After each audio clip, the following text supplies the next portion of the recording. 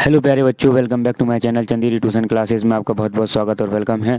तो आज यहाँ पर अपन डिस्कस करने वाले हैं कक्षा 4 का, है ना, 4th क्लास का मैथ है, जो आपका गणित है, गणित का जादू चैप्टर नंबर दूसरे का पार्ट नंबर 2 है। आज हम यहाँ पर पार्ट 2 पढ़ेंगे।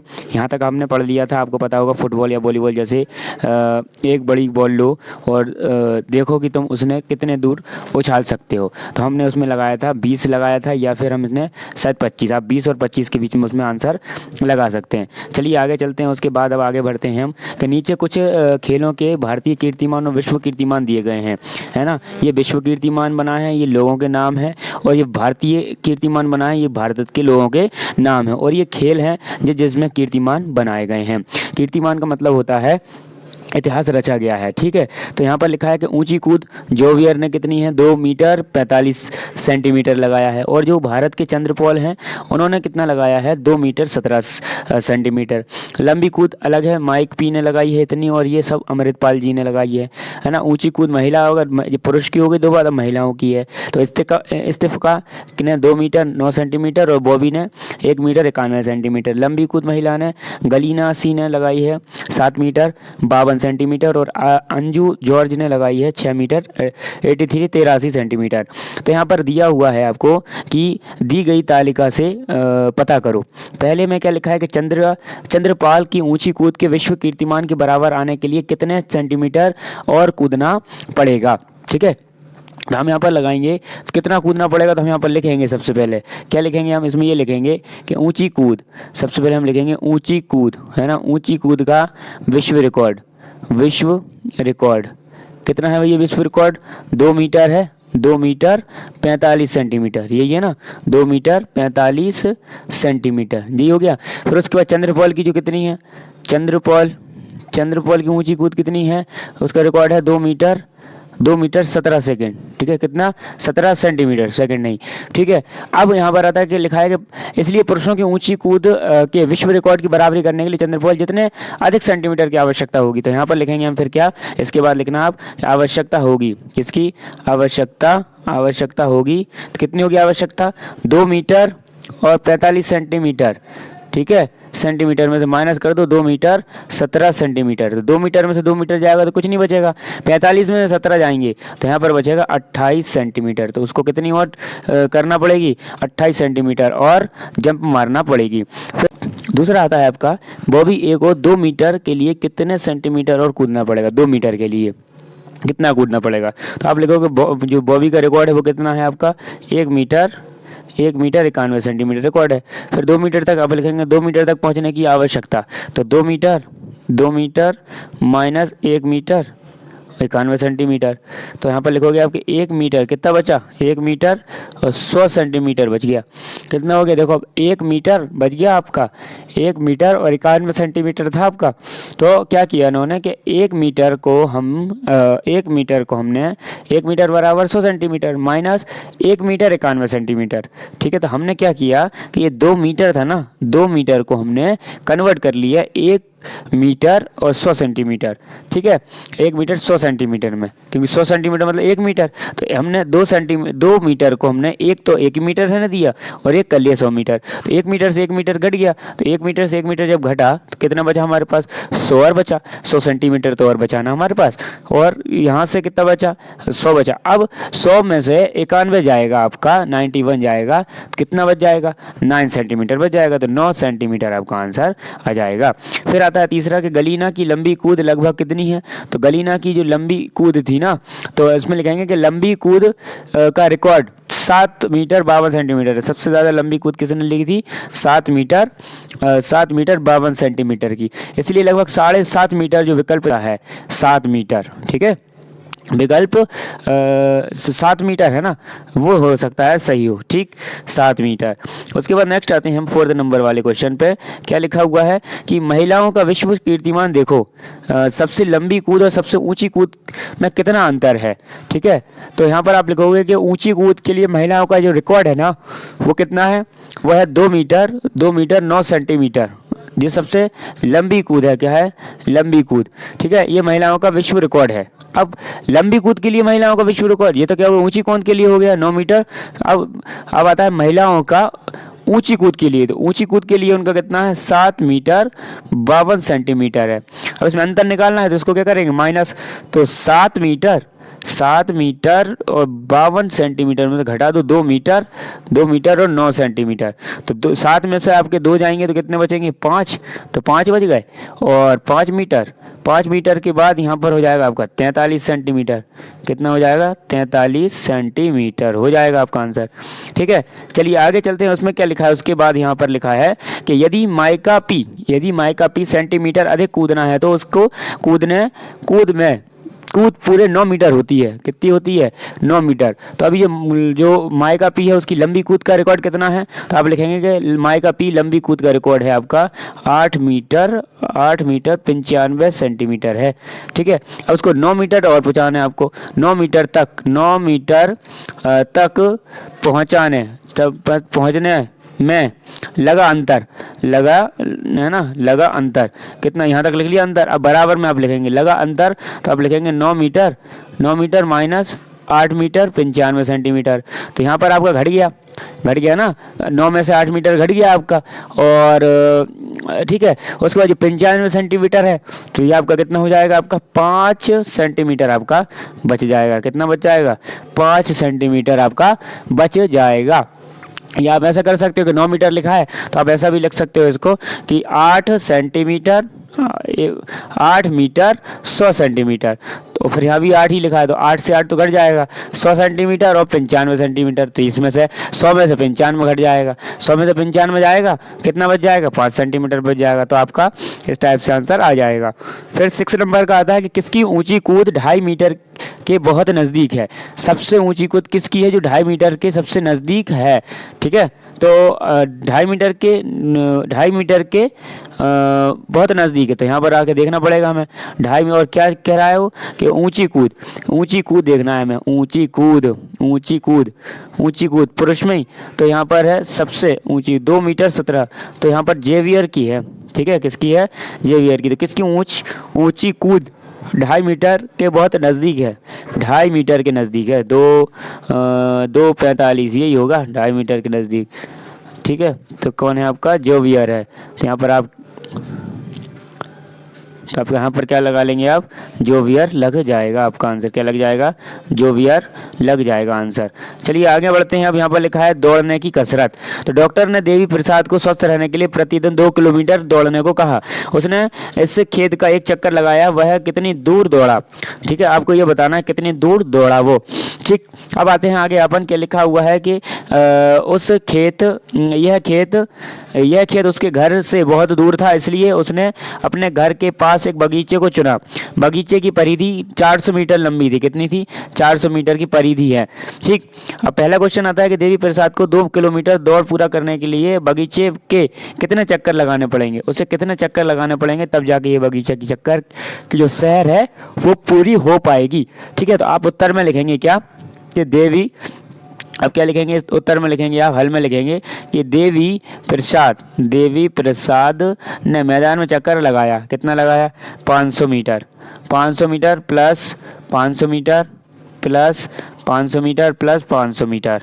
ये चार जगहों के हमने चारों दिशाओं को जोड़ लिए तो हमारे ये कितने हो गए 5 10 15 5 को 20 और 2 0, तो 20,000 आपके क्या होगा, ये 20,000 मीटर हो गए। कितने हो गए 20,000 मीटर। इसके बाद अब 20,000 जो मीटर थे ना, अब 20,000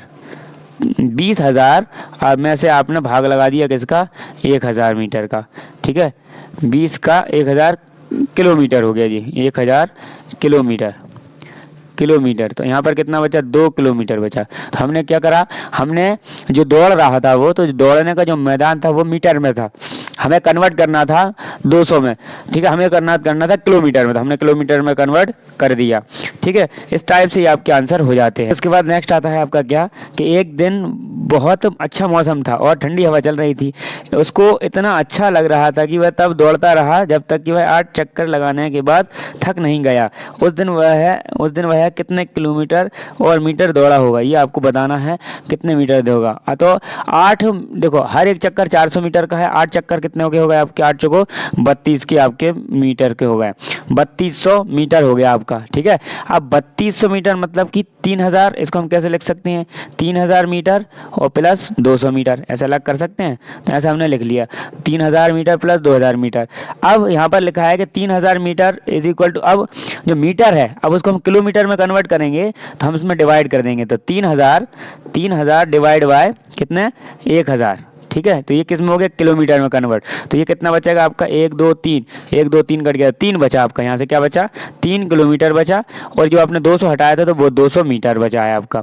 फिर अब उसी दिन वह 3, अब कितना दौड़ेगा वो, अब यहाँ पर ऑप्शन है ना कितना दौड़ेगा, तो यहाँ पर आ जाएगा आपका कितना 3 किलोमीटर दौड़ेगा और 200 कितना 200 मीटर दौड़ेगा। तो ये आपका आंसर हो जाएगा। फिर उसके बाद आपका नेक्स्ट आप अपन चलेंगे तो लिखा हुआ है कि कमरा ऊंचा। ठीक है, तो कुतुब मीनार 72 मीटर ऊंची है, तुम्हारे कक्षा की लंबाई कितनी है, तो 4 आप लिख दो, कितनी है 4 मीटर है, कितनी है 4 मीटर है, 3 मीटर है, जो भी आप होगा लिख देना। फिर आता है कि अंदाजा लगाओ कि कितने कमरा एक के ऊपर एक लगाकर कुतुब मीनार जितनी ऊंचाई होगी।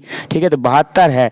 ठीक है, कितनी है इसकी 72 है, तो आप लिखेंगे कि एक कुतुब मीनार की ऊंचाई 72 है, एक के ऊपर एक कमरे की संख्या, तो कुतुब मीनार की ऊंचाई हो गई आपकी और भाग हो गया एक कमरे की ऊंचाई। एक कमरे की ऊंचाई कितनी है, हमने 4 रखी, हम 3 भी मान सकते हैं कि 3 है। ठीक है, तो हम क्या करेंगे कि 72/3 कर देंगे, या तो 3 दूनी 6, 1 बचा 12, 30 छक्के 30 चौको 12, तो 24, तो 24 मीटर चला जाएगा आपका। कितना चला जाएगा 24 मीटर। तो आप यहाँ पर लिख देना कितने 24 मीटर। बताओ कि तुमने अंदाज़ा कैसे लगाया, अंदाज़ा कैसे लगाया आपको बताना है, आप इसको बताते रहना। ठीक है, मैंने अपनी कक्षा की ऊंचाई के आधार पर अनुमान लगाया। अब आता है आपका कि कोझिकोड में थलासेरी तक, ठीक है थलासेरी तक, तो सुबोध इस स्थान पर 24 किलोमीटर दूर के कोझिकोड जा रहा है। मंजनी इस स्थान से 16 किलोमीटर दूर विपरीत दिशा में थेलसरी जा रही है। ठीक है, कोझिकोड थेलसरी से कितने दूर स्थित है, जब उसने बता ही दिया है कि कोलजोड़ी है वो 24 किलोमीटर है और थेलसरी की दूरी 46 है, तो टोटल कितना किलोमीटर हो गया, तो दोनों से कितने किलोमीटर है, तो यहाँ पर कितना हो जाएगा 70 किलोमीटर हो जाएगा। ठीक है, या फिर वो ये पूछे कि कितनी किलोमीटर है तो उसमें से माइनस कर दो, तब भी आप आ जाएगा। ठीक, नेक्स्ट आते हैं, क्या लिखा है तुम्हारे घर से स्कूल तक की दूरी। अब तुम्हारे घर से स्कूल तक की दूरी को बताना है कितनी है। ठीक है, तो तुम्हारे घर, तो लिखा है कि मोमन बहुत दूर से स्कूल आता है। पहले वह तालाब तक 400 मीटर की दूरी तय करता है और फिर वह चप्पलें हाथ में लेकर 150 मीटर चौड़े ताल को चक्कर पार करता है। उसके बाद वह 350 मीटर चौड़े खेत को दौड़कर पार करता है। अंत में वह स्कूल पहुंचने के लिए 40 मीटर चौड़ी सड़क को ध्यान से पार करता है। ठीक है, अब उसने पार कर लिया। अब क्वेश्चन आता है स्कूल पहुंचने के लिए मोमन प्रतिदिन कितना चलना पड़ता है मोमन को, तो हम उत्तर लगाएंगे इसमें। तो हम लिखेंगे कि उसके घर से तालाब की दूरी 400 मीटर है ना, तालाब की चौड़ाई है 150 मीटर और हरे मैदान की चौड़ाई है 350 मीटर और सड़क की चौड़ाई कितनी है 40 मीटर है। टोटल कितना हो गया 940, तो हमें डायरेक्ट लिख रहा है 940, पर आप इसको पूरा लिखना। ठीक है, 940 मीटर हो गया। फिर उसके बाद आता है कि क्या 1 किलोमीटर से अधिक है। अब क्या 1 किलोमीटर से अधिक है, तो 1 किलोमीटर कितना होता है 1000 मीटर, तो अधिक है क्या, नहीं, तो आप लिखेंगे अधिक नहीं है कि वो कितना कम है, तो आप लिख देना उसमें कि 60 मीटर कम है। कितना है 60 मीटर कम है। अब आते हैं नेक्स्ट आपका कि लिखा है कि पता लगाओ कि तुम्हारे दोस्त स्कूल से कितनी दूर रहते हैं और नीचे दी गई तालिका को पूरा करो। दूरी को मीटर या किलोमीटर में लिखें। ठीक है, तो आपको किलोमीटर या मीटर में आपको क्या लिखना है, दूरी को लिखना है। तो यहाँ पर आपका दोस्त का नाम, यहाँ पर वो घर से कितनी दूरी है उससे पूछना, यहाँ पर लिखो दूसरा और यहाँ पर ऐसे पूरा आपको फिल इसको कर देना है, ये आपका होमवर्क है। अब उसके बाद यहाँ पर आएगा क्या कि तुम सबसे कौन सा स्कूल सबके पास है। अब जिसका भी पास स्कूल हो उसका यहाँ पर नंबर लिख देना। कौन सा स्कूल सबसे दूर है यहाँ पर बता देना। जिन बच्चों कितने बच्चे स्कूल से, अब देखो कितने बच्चे स्कूल से 1 किलोमीटर से भी कम दूरी पर रहते हैं। ऐसा कोई है जो 5 किलोमीटर दूर से ज़्यादा दूरी पर रहता है, वह स्कूल किस प्रकार आता है। अगर कोई आपकी क्लास में हो तो उससे पूछना कि आप स्कूल कैसे आते हो, इतने दूर रहते हो तो। ठीक, उसके बाद आता है क्वेश्चन यहाँ पर अनुमान लगाकर पता करो। तो एक रील में कितना लंबा धागा होता है, एक रील में कितना लंबा धागा होता है, तो आप लिखेंगे कि 50 मीटर और 100 मीटर और 200 मीटर, 200 मीटर और 500 मीटर या उससे अधिक हो सकता है, ये सब हो सकते हैं। फिर उसके बाद आता है आपका कि पतंग की चरखी में कितना लंबा धागा होता है, यह 1 किलोमीटर से भी ज़्यादा लंबा होता है। तो आप लिखेंगे कि पतंग और रील में 500 मीटर, 1000 मीटर और 2000 मीटर लंबी हो सकती है। यह किलोमीटर से लंबी हो सकती है। किलोमीटर कितना होता है, ठीक है। यदि एक रुमाल एक धागे से बना है तो उसे धागे की लंबाई कितनी होगी। तो यदि रुमाल को आप आंसर में लिखेंगे कि यदि एक रुमाल एक धागे से बना है तो धागे की लंबाई लगभग 5000 मीटर हो सकती है, ठीक है। कितनी हो सकती है, 5000 मीटर हो सकती है। फिर उसके बाद यहाँ पर आएगा आपका क्या, ये हो गया आपका। फिर अगर एक ही धागे से रुमाल बनाया जाए तो ये हो गया। फिर आता है काश ऐसा हो पाता। काश ऐसा हो पाता में क्या है, एक थोड़ी सी चीज़ है, कहानी टाइप की पढ़ते हैं इसको, स्टोरी टाइप की है। काश मैं एक पतंग होता ताकि मैं उस पर उड़ पाता इस इमारत से भी ऊपर। काश मैं एक चिड़िया होता ताकि उड़ पाता इस पतंग से भी ऊपर। काश मैं एक बादल होता ताकि चला जाता इन चिड़ियों से भी ऊपर। काश मैं हवाई जहाज होता ताकि मैं बहुत ऊपर उड़ पाता बादलों के पहाड़ों से भी ऊपर। अब यहाँ पर क्वेश्चन आता है कि कहता है कि पता लगाओ तुमने सबसे ऊंची इमारत कौन सी देखी, वह कितने कमरे ऊंची थी, ठीक है। इनका आंसर देना है हमें। तो पहला है कि मैंने कुतुब मीनार की सबसे ऊंची इमारत देखी और ये लगभग 24 मीटर ऊंची है। आप इसको लिख लेना। फिर उसके बाद आता है दूसरा क्वेश्चन कि एक पतंग कितनी ऊपर जा सकती है, या कुतुब मीनार से भी ऊपर जा सकती है क्या। तो आप उत्तर लिखेंगे कि एक पतंग लगभग 100 मीटर ऊंची जा सकती है, एक पतंग कुतुब मीनार से भी ऊंची जा सकती है, ठीक है। फिर उसके बाद आता है आपका कि एक विमान कितनी ऊंचाई तक उड़ सकता है। क्या यह माउंट एवरेस्ट से भी अधिक ऊंचाई पर उड़ सकता है, जो लगभग 9 किलोमीटर ऊंचा है।